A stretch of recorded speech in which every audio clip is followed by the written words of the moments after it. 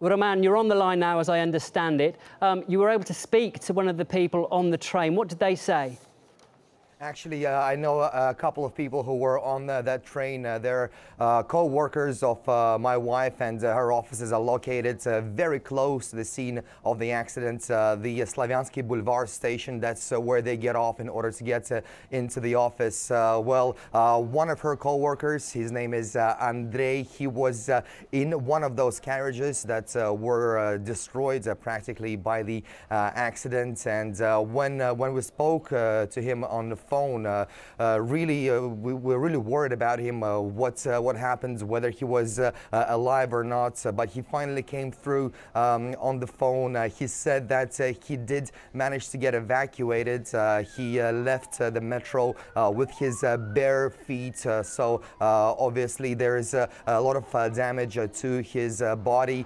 Despite that, he was actually trying to help others who were in need. He said there was a horrible scene of carnage, people laying about, and he actually helped to get them to evacuate them from underground. And another person, also the co-worker of my wife, she was actually outside and she saw the people coming out and people brought out from underground. She said they were a lot of people were bloody, a lot of people had practically pale white faces and white hair, and she said it was absolutely horrible to see all these people coming out. And since then, Andrei, the person I was talking about earlier, I was trying to get a hold of him to record something for us to say what happened, but I haven't been able to get a hold of him. So perhaps he's been taken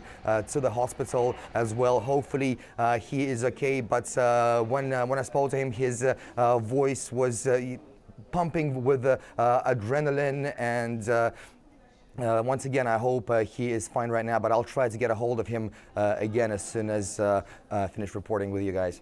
Sure. Well, Roman, we understand that 3 people have lost their lives in this accident. We're still not sure whether that death toll will rise. Can you just recap for us what happened early this morning in the rush hour to give people an idea of actually what happened?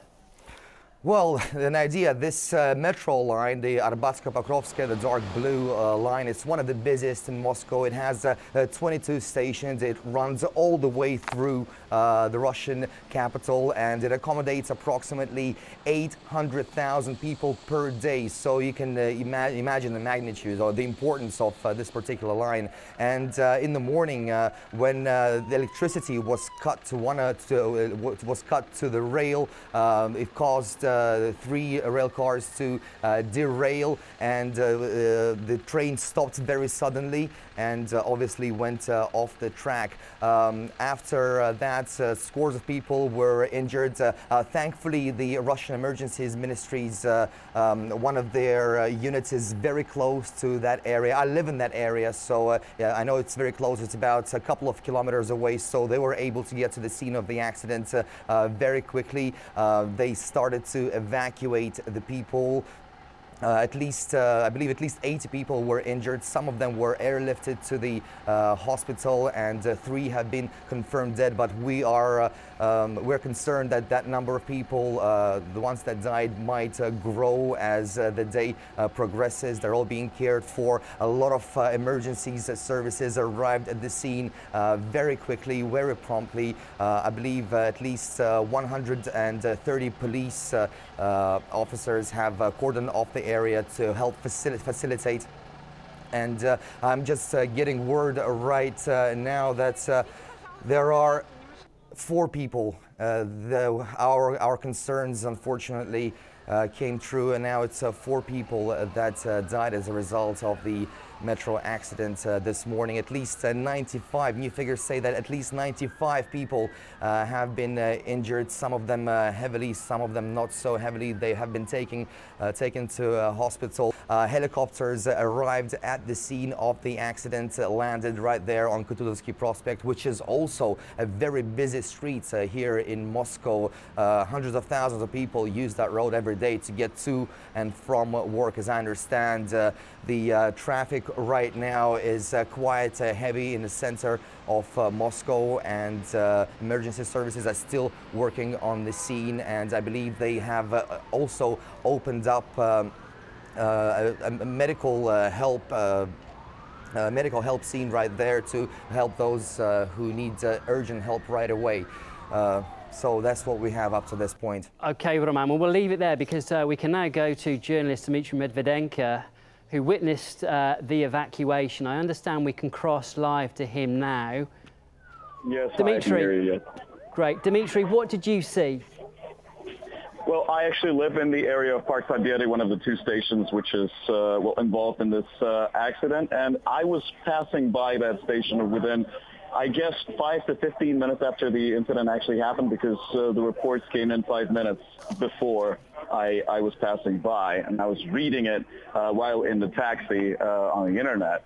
And when I was passing by Park Pobeda, I saw something like within a dozen of fire trucks and other emergency services cars, ambulances, and a few helicopters right on the patch right in front of the Triumph Park, which is a very rare sight to see. So I believe the emergency services were deployed very quickly, but there was no smoke. There were a lot of passersby, of course, curious, standing by, looking out for any details they can get, but I did not see any injured people being evacuated from the station, nor did I see any, people running out of the station. So it looked pretty calm. There was a bit of traffic caused by this whole situation, but not too much. I mean, it gets worse just on a regular rush hour day.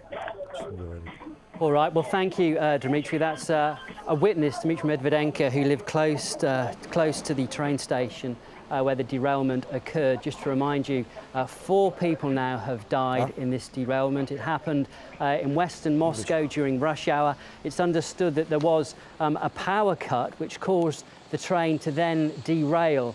Something like 80 people were trapped in the trains. The majority of those did suffer injuries of varying degrees.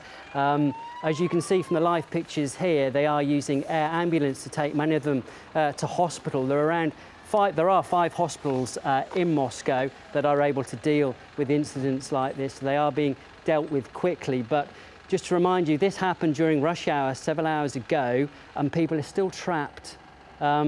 We understand, I've just been told, the death toll has risen to 5.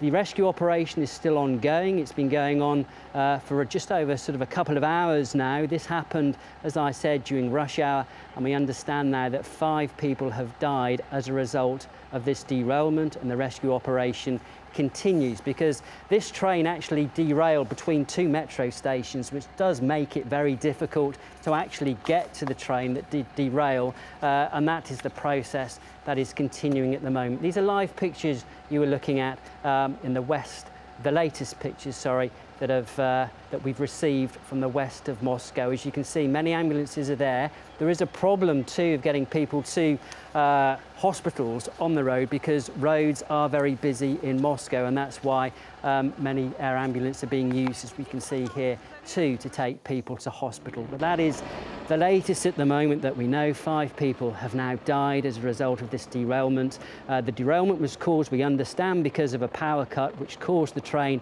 to come off its tracks. It came off between 2 metro stations, which has made the rescue operation very difficult. Now, I understand we can go live again to our correspondent, Medina Kuchernova, who's at the scene for us. Medina, I spoke to you just a few moments ago, but what more can you tell us?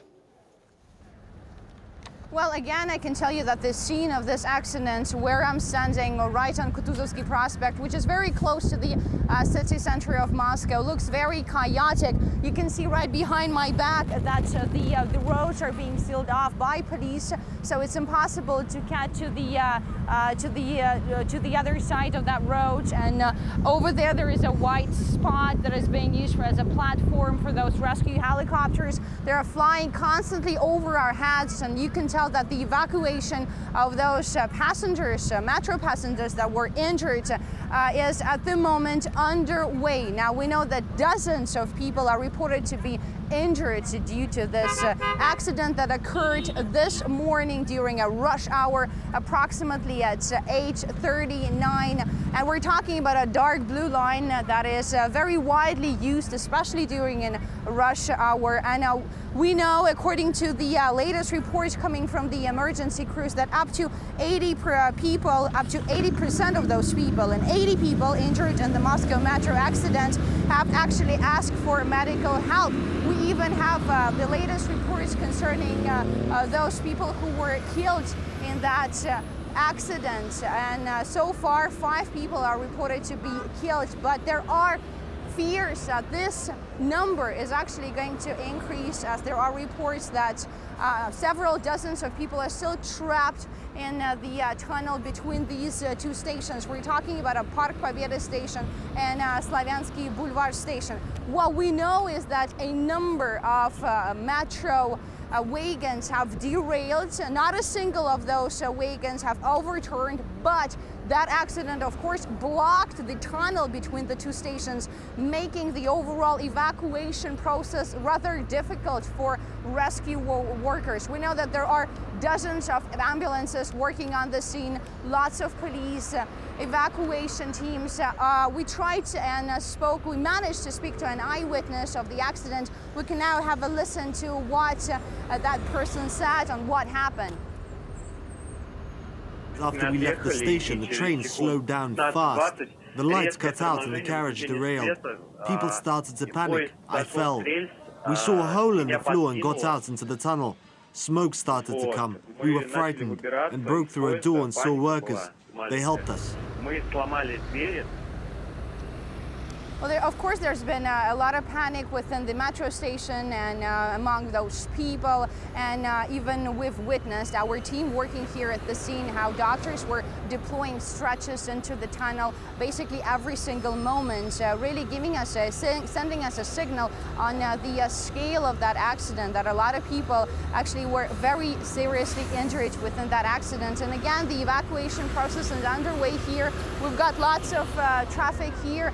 Pretty much the overall downtown of the city has stopped. The transportation system is rather in a very difficult position at the moment, and we've got lots of sirens going on here.